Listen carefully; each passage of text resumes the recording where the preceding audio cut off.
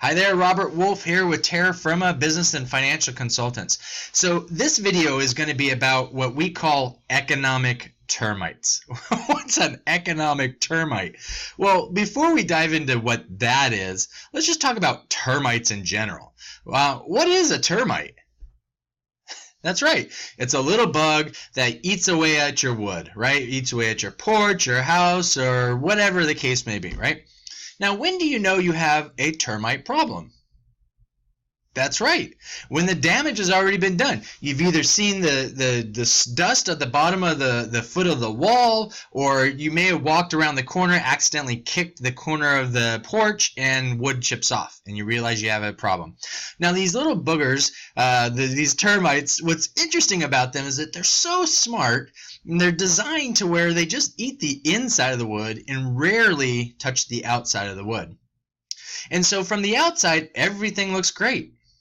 Now, if we were to take that same scenario and that same type of description and we were to look at economically, there are things in our economic life, our personal life, that from the outside, everything looks great. But on the inside, it's damaged. The infrastructure has been eaten away. Okay, so when we're talking about economic termites, there's 4 major ones we talk about in our firm that we really plan for. There are more, and we'll go through some of the other ones as well, not in detail, but I just wanted to list them out in this quick little video. So we wrote them out. You would get this if you engage with us, or even just ask us. We can give you a report. We developed a report called Economic Termites, creative, right? So just let us know. We'll be happy to give that report to you by just giving us your email information. We'll be able to email that off to you. So the first one, the major one, taxes. Taxes, taxes, taxes. Your federal tax bracket, that's the biggest one that eats away. And the reason why, that also provides the greatest return. Well, what do I mean by that? If you're able to use the tax code to your advantage, hold on a second, not taking advantage of the tax code, but using the code to your advantage. The tax code is there for our guide. It's there for you and I to use. Just, you've heard me say it before, just like on a road trip, you need a map. Now, you don't know which highway to take because you're not sure what's going on that trip. So you got to do some research and figure out which highway is the most efficient based on what you're trying to do and try to get to. Once you have all that laid out, you're completely confident and comfortable with your trip, right?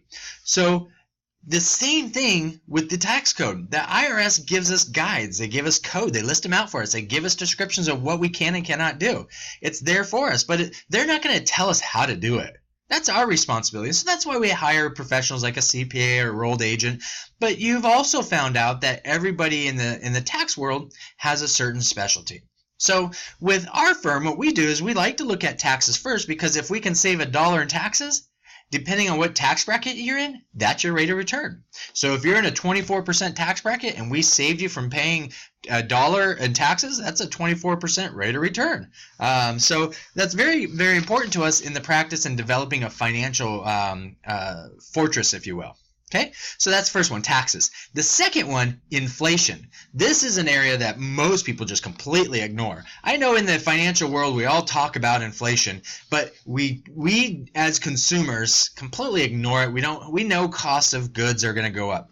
But have we ever seen how that actually will affect us? When we take Social Security or we take a pension that doesn't grow based on inflation or cost of living adjustment, what do? How do we plan for that? So inflation's a huge economic termite as well. The third major one is time.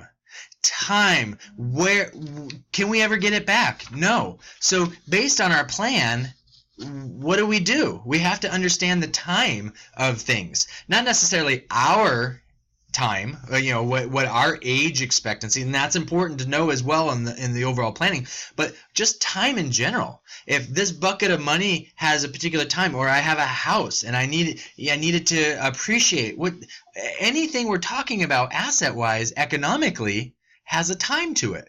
So we need to understand what that time is. And the other fourth major one that we talk about is laws and regulations. You and I have no control over laws and regulations. Yeah, we can vote on them. We can vote on the politicians that put laws and regulations. But the bottom line is that in the last decade or so, when laws are passed, most of the time they have some kind of link to the tax code, whether it's incentive to do whatever that is, or a disincentive to do it. But laws and regulations are changing. Cars, the emissions on cars, the safety on cars. Yes, we all agree that, yeah, we should have clean air. Yes, we should have a safer car. But those costs, those laws that change things affect you and I. And they affect you and I even if we don't drive as much as the next person, or we live in an area that's not, it's a rural area, and those features and those things are really necessary for me versus somebody who's in an urban area, and it is more necessary.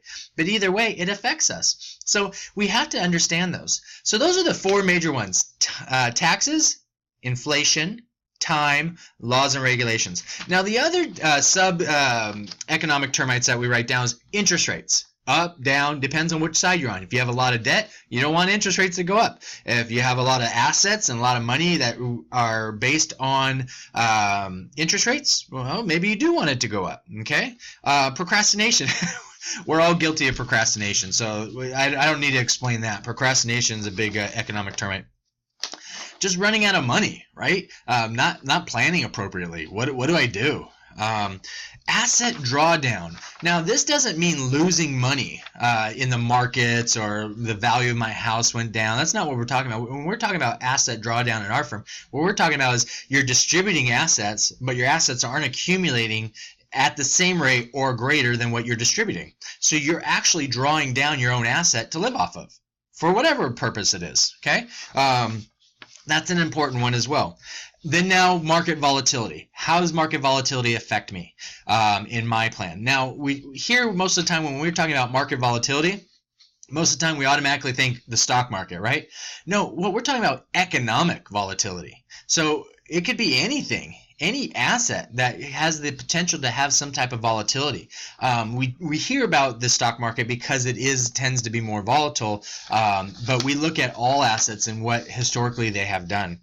And then the last one we usually talk about is a serious health issue. Now, it doesn't have to be a serious health issue.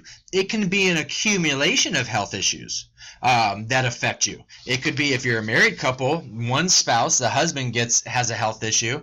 He finally gets better. Now the spouse gets a health issue, and so and each of these, the time, and the energy, and the finance, and everything that takes to help the health issue, you could have multiple health issues that create a large one, like a dripping faucet.